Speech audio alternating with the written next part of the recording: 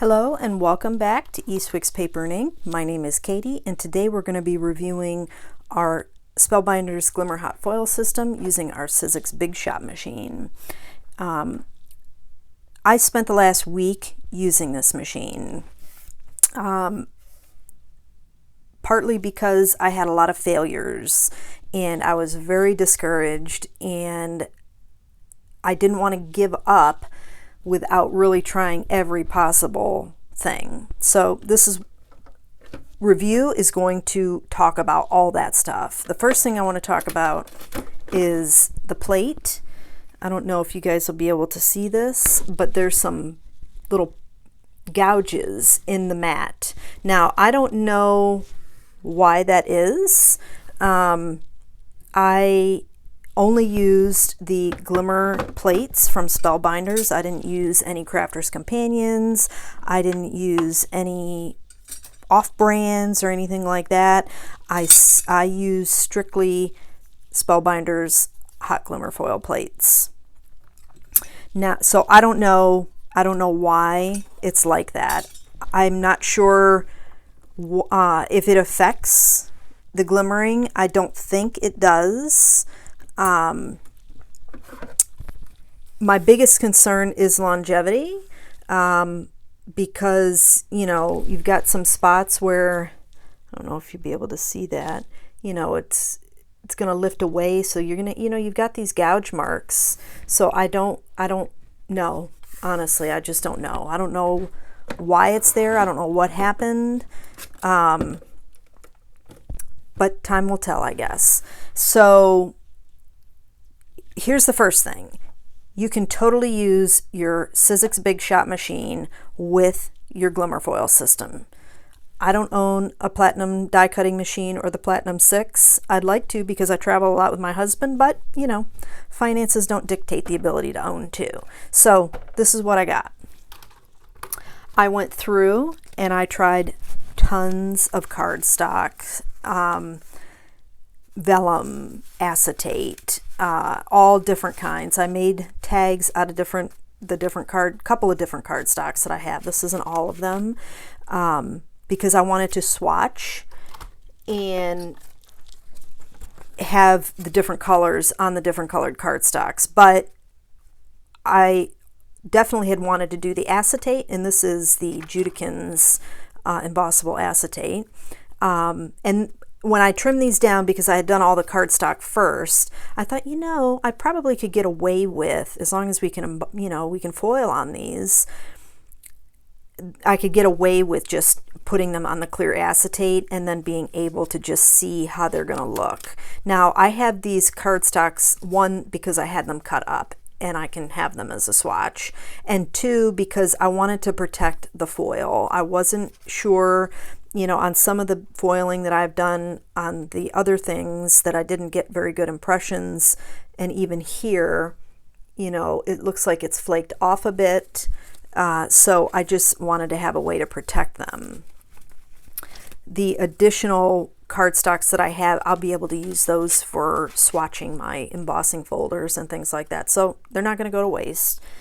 But so these are the, you know, this is a heavyweight vellum that I used, that I picked up at Hobby Lobby. It's a 48-pound. It's really thick. Had some overfoiling. It did okay here, but you know, vellum is tricky because, you know, you can't, you're going to scrape this just like you would acetate, and you're going to have markings that you're not going to be able to cover up. Now, we could die cut this, but I'm not sure like it would get rid of this. I think it cuts down over on these pieces, but at any rate. So that was vellum. Gina K did okay, but you can see that it's missed foiling here. This was with one shim. I have notes because I wanted to see what was needed for the Big Shot. Obviously, all machines are different. It seems as though the Spellbinders Platinum machines, people with the reviews and stuff that I've seen and the demos, did really well, but you just don't know with your own machine. If it's an older machine, you know, obviously it's been through its paces, so you're going to need something to build it up to get up to those, you know, the rollers. So those are things to keep in mind. These are Hobby Lobby cardstock, same cardstock, different shims and different passes. And a pass is a forward and a back. So one is one pass, back is two pass. So when you keep going back, it's, you know, that adds up to your how many passes that I'm considering. This is Simon Says Stamp Vellum. This didn't do too bad, but it missed it in here, and we got a little bit of overfoiling there. Not a big deal, but we want consistency. You know, perfect, you know, nothing's perfect, but you want consistency. And what drew me to doing this was that I was not getting consistent results. And there's, I feel, a couple of factors at play. As you can see here, this is a Neenah Solar 110 pound, and I did 2 shims, and I was specific on where I put the shims. Sometimes I tried in between the plates, sometimes I put it right on top, sometimes I put a shim right on the plate itself and then added the foiling plates, shims that come with it. And I was specific also with when I place my foil. Was my foil getting too hot to cause it to not stick? You know, or the plate being too hot? You know, all those can play a role in how your impressions are. This was the same thick 48 pound, and this didn't do bad. I didn't mark down. Some of them I didn't mark down what I did because I was just throwing stuff in there and trying. This is Hobby Lobby. My guess is this was no shim. This is Simon's cardstock, fog cardstock. It did pretty well. This here is because there was no foil. You know what I mean? I was getting to the point where I was just using scraps, but this did pretty well. There's a couple little, you know, marks that didn't get foiled. But you can see I tried tons. The acetate wasn't always a success. You can see here that, hopefully you can see that. I don't even know if you can. Let me see if there's anything on there. See if that'll be better. You know, you can see here where it missed. You know, you can see all in here where it missed. So, you know, there were a lot of failures. This is Simon's vellum, and that's a heavyweight vellum compared to Hobby Lobby's or Michael's. This one I did actually okay, but you can see maybe you can see that it embossed or debossed, and obviously I didn't want that. This is Gina K's in the navy. Again, Hobby Lobby. These are other tests. Now this one came out perfect for this acetate. I mean, there's a couple little spots, but overall good.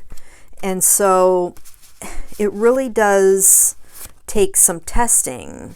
You know, this is Simon's cardstock. That didn't do so well. So it really does come down to the machine you have. Now, this was all that, you know, I'm just testing because I had all these tags. But then I went through because I was getting really frustrated because I wasn't getting very good results, and I was about to return the machine. So I thought, you know what, before I take that route, I'm going to try every cardstock I have for the most part.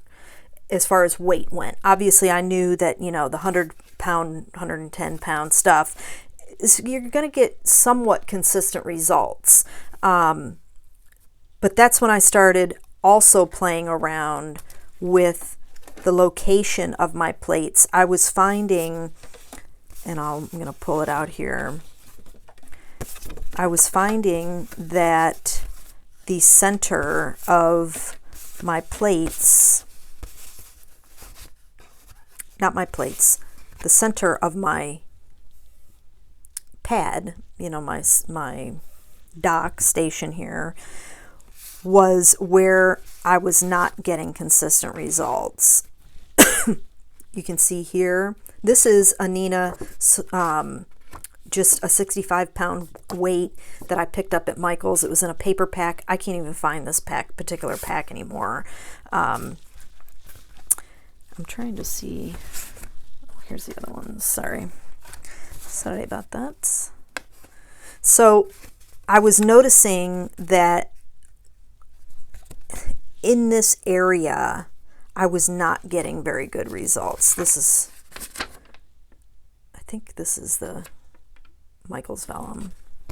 This is watercolor, 100% cotton. Not consistent. Same with the Nina. This was no shims for the Nina. So these, you know, it did fine, okay? But you can see here and in this section, it's very faint. It's not complete. And what I found was, even on this is 80 pound, and it did fantastic overall, but there's still some spots where it wasn't. So this could be the plate. It could be this section, because, you know, this being here, it's in this section that it's not. This is Basil's 100 pound, I believe it's 100 pound peppermint twist. This, I believe, was because of my foil. I had, you know, a little marring. Take care of your foils. They mar easily, and it will affect your foiling. But, you know, there's some spots, and no big deal. We can cover this. However, when you're unsure if something's working and you want to, you don't know what the problem is, then you start to wonder, well, is it worth it? And so I had to really hammer down and say, okay, let's see what we got. Is it the cardstock? So I switched out cardstock. This is Gina K's white layering. This was 2 shims and 2 passes. In and out is 2 passes. And this was gorgeous. This was perfect. I mean, there's a couple little spots here, but you know what? This, it doesn't bother me. Now, this stuff missed here because there was no foil. But my biggest thing is the word dies. You know, I don't always want to cut this out. I maybe want to have, you know, a partial image and have it down here at the bottom as a little thank you card, you know, little gift set or something that I want to create for someone. And so I don't always want to have to cut this out. So no matter how close you get, you're still going to have extra foiling around, because you just can't trim it the way that you need to. So this was perfect. This is Nina's 80 pound solar. This, perfect. I can't complain about this. Even though there's some spots that, you know, like I said, are faint and missed. We're going to try a theory. We're going to take this plate. I'm going to flip this over, and we'll end up covering that up. But I just want to use the same cardstock, and we're going to put a shim here. When we put this down, we're going to add just for this spot and see what, as well as our other 2 shims, and see what happens. These are the Gina K envelopes, and you know, you can see it didn't foil very well. But this is the 65 pound Nina paper, and it did. I mean, there's some overfoiling, but you know, that's nothing compared, you know, it really did a good job. And that's when I was testing the 4 corners to see. Now, this is Michael's 110 pound cardstock, and you can see here, this is where it didn't foil very well. This is exactly where that section is. And so, you know, you hate to have to be this detailed about a machine. You should be able to stick the stuff anywhere on there and go, but maybe not. And it doesn't make it bad. It just means that you got to figure out between your equipment what you have and see how you can make it work. Trying to see if I have any other. Oh, this was Simon Says Stamps 120 pound cardstock. I had one sheet of this, so this was, you know, really tested out. And this side was the first time. I did no shims and I did a normal pass. This, I don't know what happened here, but it just, nothing, it wasn't lined up, and then it moved, and so whatever. But as you can see here, it didn't foil. This side, I did 2 shims and 2 passes, and I was short on my foil, so I just took another piece of gold just to fill it in, and it did beautiful. Same with this one. This one, I didn't have any shims, and I did, because I wanted to see if this would work with no shims, so I had no shims, and I did 2 normal pass, a normal pass, and that was in the lower right corner down here that I put that. So depending on what you're working with could depend on, you know, how everything works out. So we are going to, I did watercolor paper also. See, and like this is Nina's 110, and this was 1 shim and 2 passes and 4 passes. So that means I went 1, 2, 3, 4. And so, you know, you have scraps, use them, try them. That's the best advice that I can give. We're going to do a little demo here so you can see it in action, but the best advice I can give is to try it and see how your system, if you got it, works with yours, because that's the only way you're going to know if it's worth your investment. And it may not be for everybody. It depends on what you want to do. I was excited at the prospect of being able to foil on acetate, because I don't know about you guys, but to put embossing powder on acetate, I'm no Jennifer McGuire, I can tell you that. I never was successful with that. So I was excited to be able to do this, but I want it to look good. I want it to look professional. Yes, it's handmade, but you're paying to have the convenience of doing these things for yourself, to give as gifts, to maybe have a business. And so you want, I want perfection to some degree. Now, like I said, you're not always going to get that, and I want to look and see, because I have a couple other pieces here that worked out really well. See, now this is that same black cardstock where I tested the corners with the Merry and Bright. Now this was because of my foil, I believe. Again, take care of your foils. If you have, they're going to mar easy.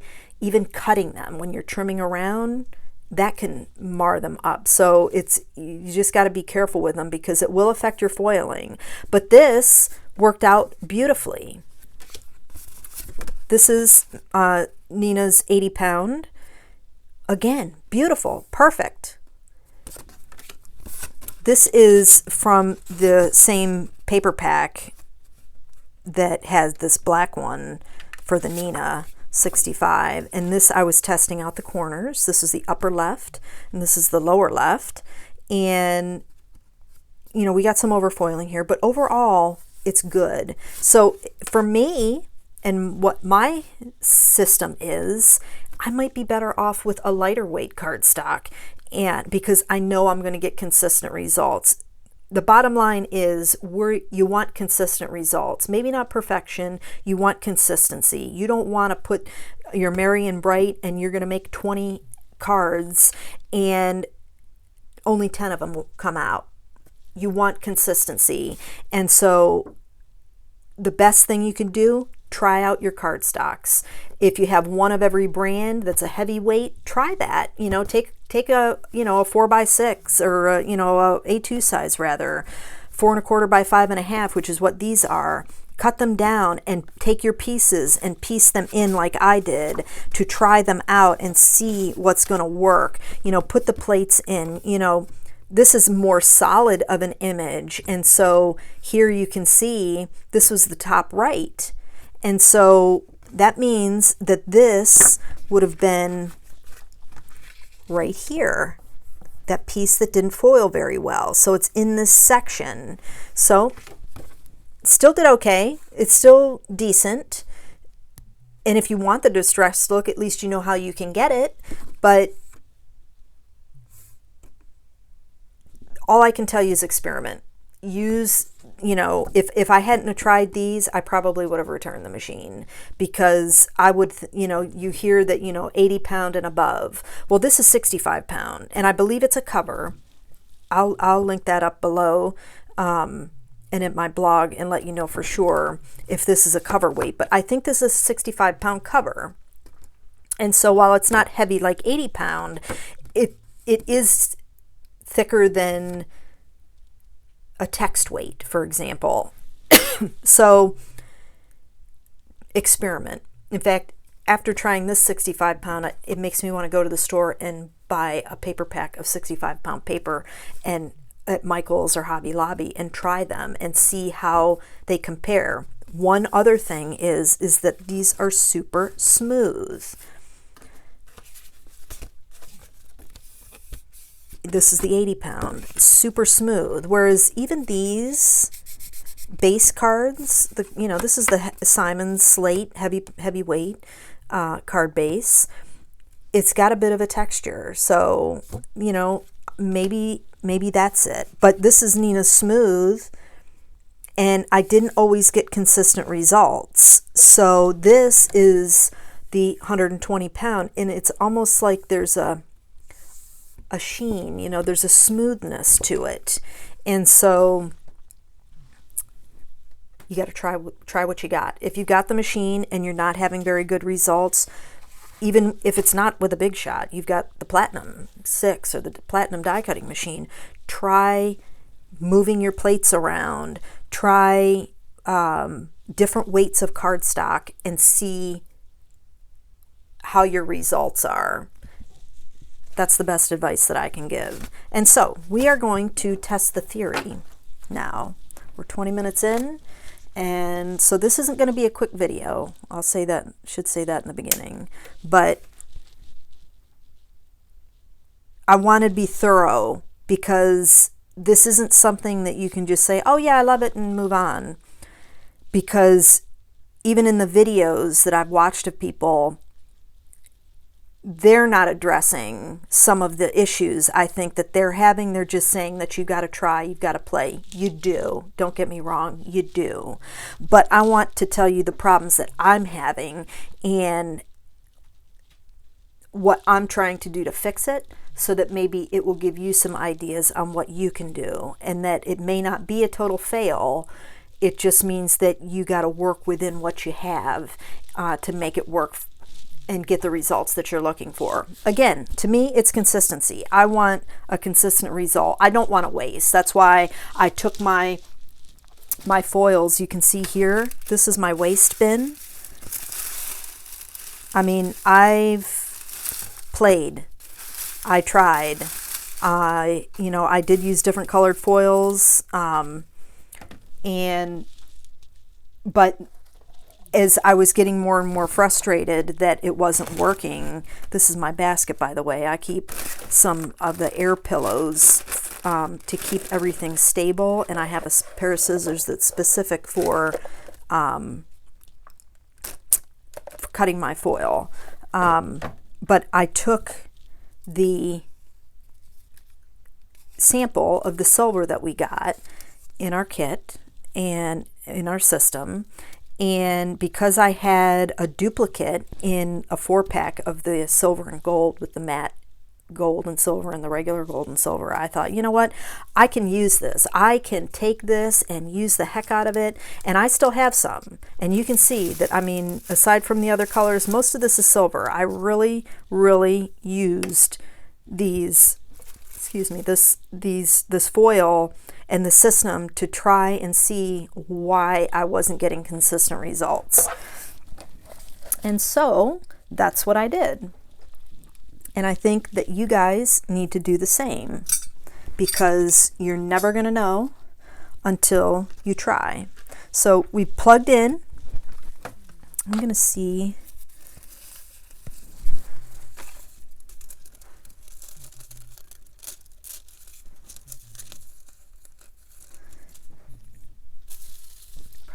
going back to our silver over here, at least for now, because I want to test this. I want to give a demo showing that it does work, that, you know, if you have any die cutting machine that will cut a steel rule die, and we know the Cuttlebug won't, so that's out.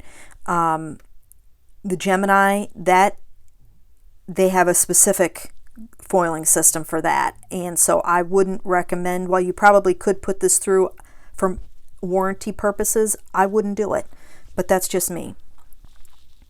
So let me see, grab our scissors, get our foil.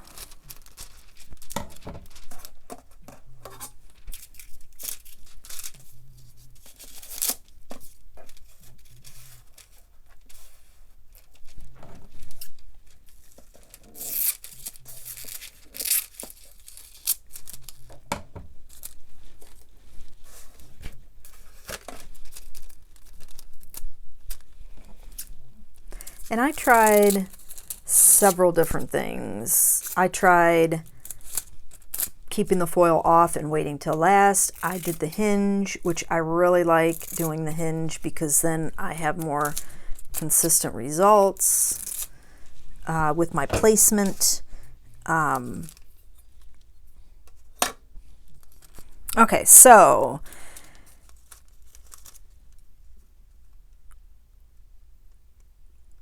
we are going to do a test. Now our platform is ready. I trimmed up some foil. This is micropore tape, and I put it on my pants, I put it on my hand to take some of that tack away because it does make a difference. And this is where I always get messed up. I might end up having to take that off.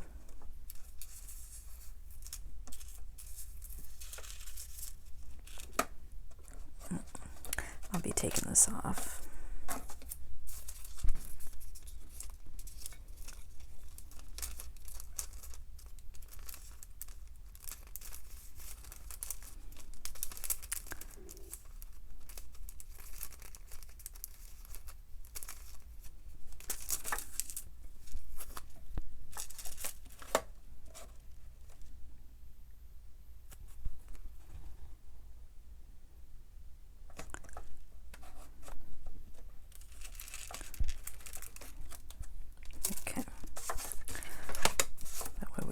Extra space. Okay, now easiest way to remember, pretty to pretty. So we got the pretty foil up and we got the pretty pattern on top of it. So pretty to pretty, best way to remember. Now I'm gonna run this through just normal, okay? I'm gonna do my shims that come with the system, and I'm gonna use, these have been well loved. That's the other thing. Okay, so this is just 8.5 by 11 heavyweight cardstock. This just is the Michaels and from one of their paper packs. To be honest, I hate the paper packs sometimes because I'm not going to use every one of these colors. So if you have things like that, cut those up for your shims. This is Nina 110 pound. I took one of these because I wanted to try it out. But you know, they do flatten and warp and all that good stuff. So just keep that in mind, that you might have to, and I mean, you can see I cut a lot of these, and it was because they were getting all funky that, you know, I wasn't sure if that's why I wasn't getting good results too, because that's one of the things that I did with some of these tags was actually with my glimmer foil specifically, not glimmer foil, I'm sorry, with my acetate specifically, I wasn't getting a solid, good foiling. And so what I did was I would set everything up and I would take a brand new piece of cardstock. Now I would use the Recollections one or the, you know, the Hobby Lobby ones, and I would put a new one on every single time as my shim on it along with my two pieces. And because I wasn't getting consistent results, once I was getting an impression in the card, you know, the shim that I was using, I didn't get a good impression on my acetate. So that's something else to keep in mind. So this is one, and we're not going real fast. I mean, I want to keep this in real time. I probably won't do much editing of this video because while it's a lot of talking, it's important. It's all key points that you need to keep in mind. That it could be you need more shims because your die cutting machine's older. It could be because of a lot of things. Okay, so your impression also is, you can see here, this is a good impression. You can see that everything's been pushed down, but that's not always the case. Okay, that you got a good impression, that there was not a misfoiling. Now here you can see it's really tucked down, pushed down, so there's going to be some overfoiling there.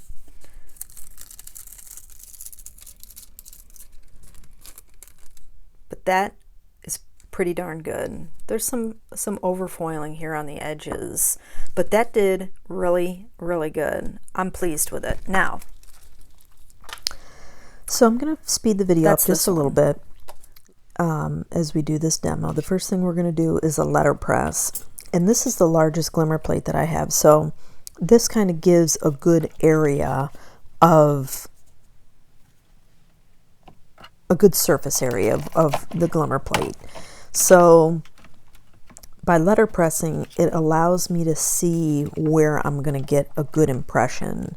So if you're just starting out with this, or if you're struggling to get good impressions, this might be a good thing to start off with. Your machine can be cold, doesn't need to be heated up, and you just put your plate on, some cardstock, and you run it through the die cutting machine. As you can see, the center, not so hot, but the outside did pretty well. So the next one I'm going to do is I'm going to add an additional shim to the center. Now, I didn't do a full size, I just did a small piece, and you'll see that I probably should have done a full size piece, but it gave me an opportunity to see if a small one would work, a small shim would work, or if I needed a larger piece. But doing a quick letterpress, you can see it didn't take any time at all to run this through, will give you an idea if you have any weak spots, so to speak, in your pad. Now with that extra shim, you can see it really brought out the detail of the center pieces, the delicate flowers, the open space. It did also leave that imprint of this particular shim. Now, that's not a bad thing. You can always die cut that out, pop it up, and you're good to go.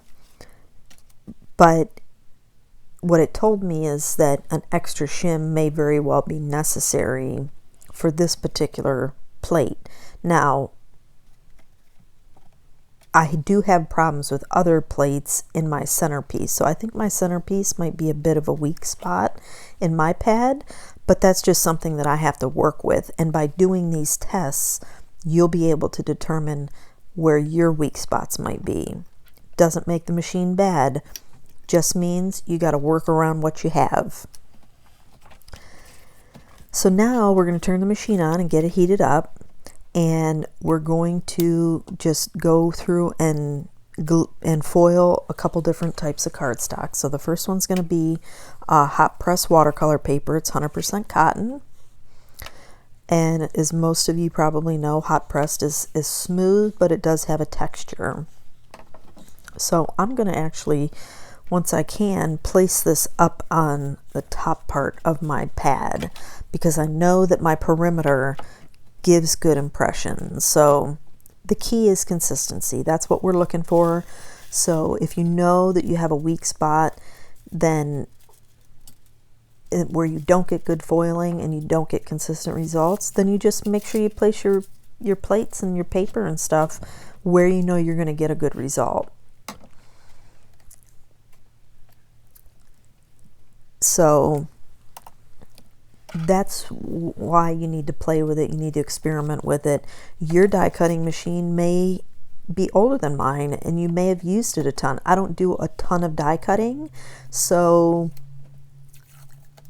that's why I may not need as many shims. You might need more shims that go on top to be able to give that thickness, to give the right pressure to go through.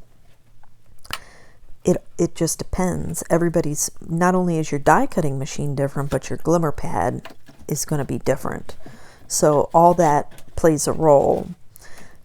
Not, and as well as your cardstock and all the things, the variables that go in with it. So we're going to do this hot press watercolor paper, and next up is going to be the vellum. And the hot press did very good. I was actually surprised because I hadn't had good results with the hot pressed. You can see it got a little bit of overfoiling in the Y, but we can take that away with the eraser. That's no big deal. And the vellum, I'm just getting everything set up here. The vellum, I treated it like I did my acetate. My acetate, I needed to make sure I had an additional shim on top of the piece in order to get good foiling with it. So this, I was getting ready to put on a shim, but I noticed that I had used it before and it had an impression of the die of this medallion that I've been swatching. And so what I found was when I have those impressions, I don't get good foiling. So I always had to make sure that I had a smooth, fresh piece in order to get a proper foiling. Now, this vellum did okay. It wasn't crisp like we would want, and it wasn't, you know, like on the acetate, but it was still okay. It wasn't gappy and overly gappy. I mean, it's more distressed looking, and that's okay. It still works and you could still use it, but maybe vellum's not your first choice. It wouldn't be my first choice to foil on. Now, you just want to experiment. If you don't have a large piece of a large glimmer plate, then you know, take all the dies you have and fit them on there, and then take a big sheet of cardstock and letterpress that to see. That way you can figure it out. You won't have to go through the painstaking process that I did to foil everything in their mother to see what worked and what didn't. And that'll save you a lot of grief and aggravation, because it is discouraging to go buy something that looks so simple and easy to use, and when you're not getting consistent results, you want to give up and return it or not use it. But trust me, you want to use this. Once you get it down, you're going to love it. And this is the Gina K ivory layering paper. And this, every time I use it, it foils beautifully. Wonderful, wonderful, wonderful. Now this is 80 pound. So the 80 pound Nina worked really well too. So I can say that the 80 pound cardstocks work really good. Shouldn't have a problem with those. Now this one coming up is the Basil Peppermint Twist, and I think that the 100 pound worked really, really good. I'll give up the ghost. It works great. You saw earlier in the video, if you're sticking with me, because I know this is a long one, that when I did the Merry and Bright, looked gorgeous. And so there's always going to be certain cardstocks that work better than others. And if you want to have consistency and not stress about whether you're going to go through all your supplies, just use the ones that you know work. That's the best you can do. You know, maybe I wouldn't risk foiling on watercolor paper because I don't get a great impression every time, or I won't foil on vellum because I don't get a good impression. But you can see here, great impression, great foiling, and you know, that's what makes you excited to want to keep playing with it and using it, is to get the consistency, and every time you use it, you get a good foiling. Now, I think next up is the cold pressed, and this is where I made a mistake. I didn't listen to my own advice, and I put the die in the middle of the platform. And this is cold pressed, so it's rough. It's got a texture to it. And I didn't have a shim, and I should have put it on the perimeter because I didn't get a very good impression. I mean, it looks like it's okay, but when I bring it up close to the camera, you're going to see that one of the letters didn't do very good, and actually 3 of the letters didn't do very good. And it's just splotchy. And so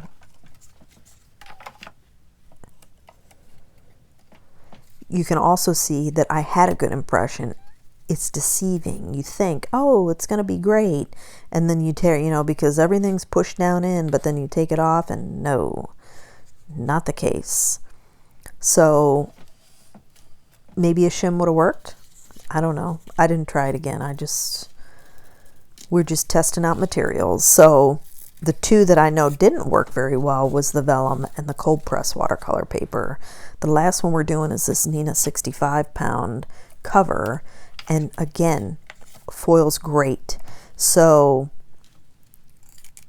it appears that the 65-pound cover cardstock, the 80-pound covers cardstock, and at least the 100-pound foil really good. Now the Basil 100-pound is a bit smoother. I noticed between, like, because I have like some of the Simon cardstocks, and those are 100-pound. They have a bit of a texture to them, so I didn't always get a good foiling.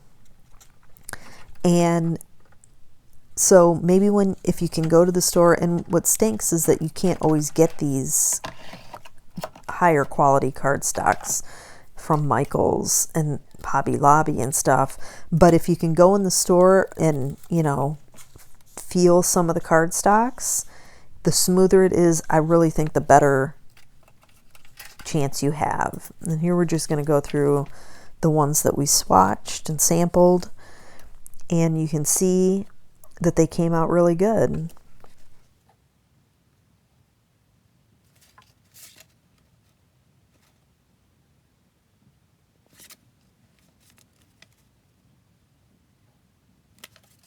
And that's going to be it for the review today. I want to thank you so much for joining me, and I hope you found some value in this. If you did, please hit the like, share, and subscribe button. I'll have videos uploaded every Monday, Tuesday, and Friday, and I hope to see you again real soon. If you have any comments, please list them down below, and I'll answer them as quickly as I can. Coming up next, you're going to see some pros and cons, and as well as some cardstock recommendations and whether or not I personally recommend this machine. I've not been paid by Spellbinders. I was not provided any product. All of this was purchased with my own money. Thanks for being here. Have a great day.